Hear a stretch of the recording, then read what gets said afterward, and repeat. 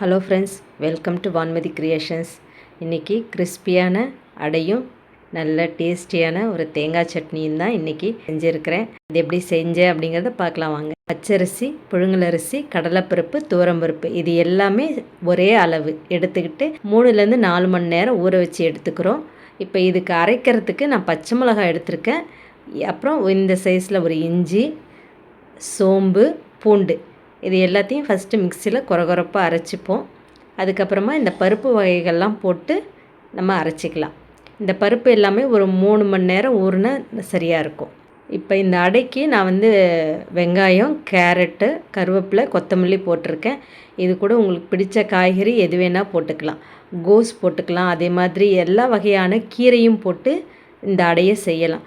இந்த அடை ஒரு முழுமையான உணவு. இதில் ப்ரோட்டீனு, கார்போஹைட்ரேட் நம்ம இந்த கேரட்லாம் சேர்க்கறதுனால ரொம்ப ஹெல்த்தியான ஒரு ஃபுல் மீல் மாதிரி இருக்கும். இந்த ரெசிபி ரொம்ப டேஸ்ட்டாக இருக்கும். எல்லோரும் கண்டிப்பாக ஒரு தடவை செஞ்சு பாருங்கள். இதில் கீரை எந்த கீரை வேணால் போட்டுக்கலாம். முருங்கைக்கீரை, முளைக்கீரை, அரைக்கீரை, வெந்தயக்கீரை இது எல்லாமே சேர்த்து செய்யும்போது ரொம்ப ஹெல்த்தியான ஒரு உணவாக இருக்கும் இந்த அடை.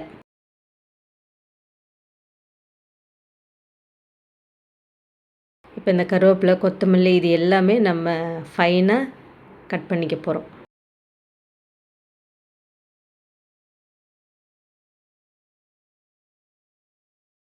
இப்போ இந்த ஊறின அரிசி இதையெல்லாம் அரைச்சோம் இல்லையா, அரிசி, பருப்பு, இஞ்சி, பச்சை மிளகா, சோம்பு, பூண்டு இது எல்லாம் ஒன்றா அரைச்ச மிக்ஸில் நம்ம இதை வெங்காயம், கேரட், கருவேப்பிலை, கொத்தமல்லி இது எல்லாமே நம்ம மிக்ஸ் பண்ணிக்க போகிறோம்.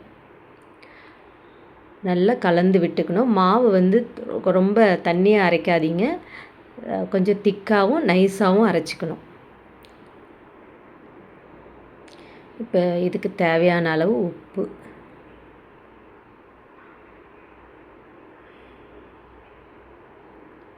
இந்த அடைக்கு பெருங்காயம் கொஞ்சம் நிறையவே தான் போடணும். நம்ம பருப்பெல்லாம் சேர்த்துருக்கிறதுனால பெருங்காயம் எவ்வளோ போட்டாலும் நல்லாயிருக்கும்.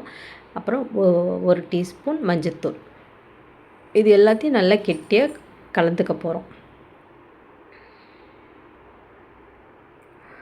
நல்ல திக்காக இருக்கிறதுனால ஒரு 1/2 டம்ளர் நான் தண்ணி ஊற்றி மிக்ஸ் பண்ணிக்கிறேன்.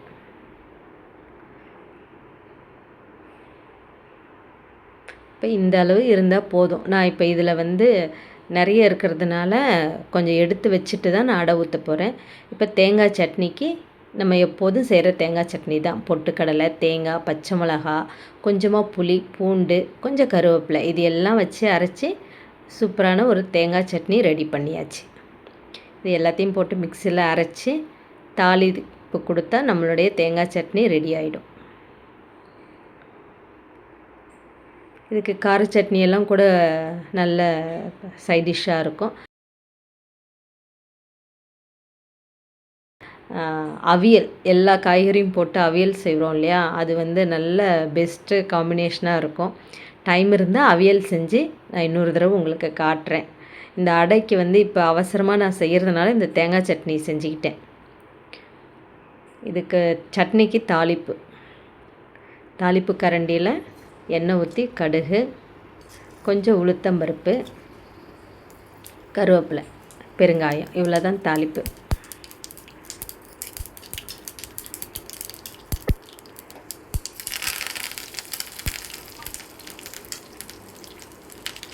உங்களுக்கு காஞ்ச மிளகாய் வேணால் போட்டுக்கலாம், நான் போடலை. இப்போ தேங்காய் சட்னி, அரைச்ச தேங்காய் சட்னி, தாளிப்பு இது எல்லாத்தையும் ஒன்றா மிக்ஸ் பண்ணால் நம்மளுடைய சட்னி ரெடி ஆகிடும்.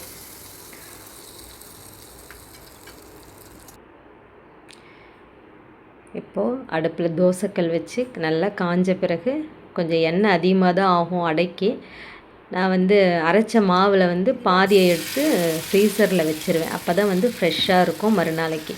இப்போ வேணுங்கிற மாவில் கொஞ்சம் தண்ணி கலந்து நான் அடை ஊற்றுறேன்.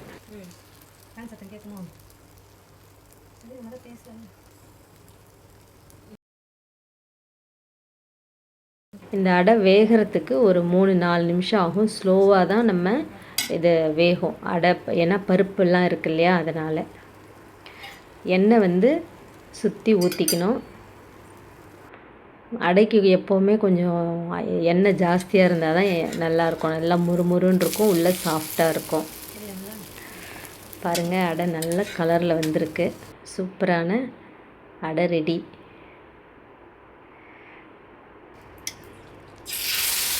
இதே மாதிரி எல்லா மாவையும் நம்ம அடையாக ஊற்றி எடுத்துக்கலாம். இது சூப்பரான பிரேக்ஃபாஸ்ட், ஹெல்த்தியான டின்னர், டேஸ்டான ஒரு ஸ்நாக்ஸ் ரெசிப்பியாக இருக்கும். ஈவினிங் ஸ்நாக்ஸாக சாப்பிட்லாம்.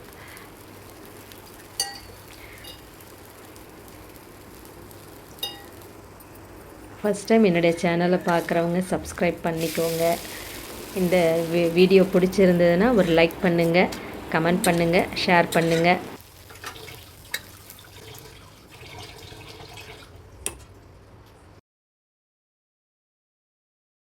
இப்போது நம்மளுடைய சூடான அடையும் தேங்காய் சட்னியும் ரெடி. சாப்பிடலாம் வாங்க. இதே மாதிரி இன்னொரு ஹெல்த்தியான ரெசிபியோடு நான் உங்களை மீட் பண்ணுறேன். தேங்க்ஸ் ஃபார் வாட்சிங்.